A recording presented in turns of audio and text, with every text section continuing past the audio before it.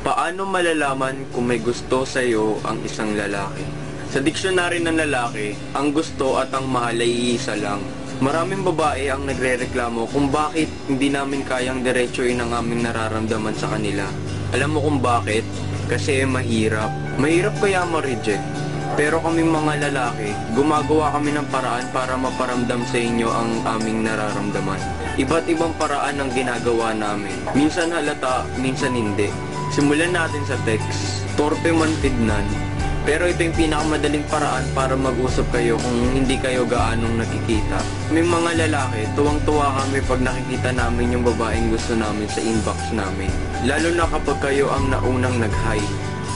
Kasi pag inunahan namin kayo mag-text, feeling namin nagbumukha kaming epal o ignorante sa inyo. At ang ayaw naming isipin nyo ay feeling close kami. Mabilis kaming ma-inlove sa babaeng mabilis mag-reply, nakakatawang ka-text kasi alam namin na gusto nyo rin kami kausapin. At isip kami ng isip ng kung ano-anong tanong para lang hindi maputol ang usapan. Kasi gusto namin ang kausapin kayo.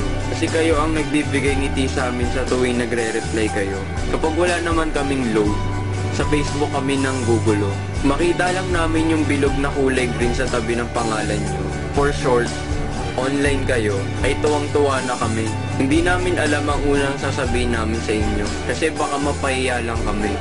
Kapag ang lalaki naman ay may kasamang tropa, ang pangalan mo lagi ang bukang bibig sa usapan. Marinig lang namin ang pangalan nyo, napapalingon na kami kung sino yung tumawag. Nagsiselos o nagagalit kami pag nalalaman namin na may kausap siyang ibang lalaki. Hindi pa tayo pero todo na selos namin. Maniwala kayo pag sinabi namin, lagi kang nasa isip ko.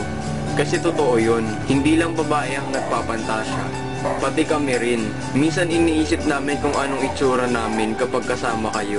Kung nahalata nyo na nagpapapansin kami sa inyo, o kinukulit ka at nagiging sweet na kami, huwag kayong mag-hesitate na tanongin kami kung may gusto kami sa inyo. Hindi namin iisipin na filler kayo, kundi mapapa-oo talaga kami sa sagot namin. Kasi kung magpapakamanhid ka, baka mawala ito. Mahirap i-maintain ang feelings pag baliwala ka lang sa isang tao. Kapag may gusto na sa'yo ang lalaki, kausapin mo siya. Kasi ang lalaking kayang ilaan ng oras sila para sa babaeng gusto niya. Seryoso yun at sigurado ako dun. At huwag kayong mapapol kung alam nyong nilalandi lang kayo. At para naman sa mga lalaki, kasi kami mga lalaki, hindi kami agad naliligaw. Kinikilala muna namin kayo o kaya tinitignan namin kung may chance kami. O kapag umantong naman sa panliligaw, ayaw namin yung mag-e-effort kami at maghintay kami tas ibabasura lang nila. Masakit kasi yun. Kaya babae, kapag ayaw mo sa lalaki, sabihin mo agad. Hindi yung nagmukha na kaming tanga at saka mo lang sinabing itigil mo na ito. Sorry for the word. Para naman sa mga lalaki, kung kaya mo na, at ito na ang tamang panahon para sabihin ang nararamdaman mo. Sabihin mo na, alay mo pares kayo ng nararamdaman at ayun lang ang hinihintay niyang sabihin mo. Kasi hindi lahat ng babae nakakapaghintay. Hindi kung kailang ayaw na nila at sobrang tagal na nila nakapaghintay tsaka mo lang sasabihin. Mahirap din sa part ng babae ang magdesisyon at naintindihan ko yun. Kaya habang hindi pa kayo, ipakita mo na karapat-dapat ka sa kanya. Hindi yung nagustuhan mo lang dahil trip mo lang yung mukha niya. Huwag kang makiuso. Pakita mo na may motibo ka sa kanya.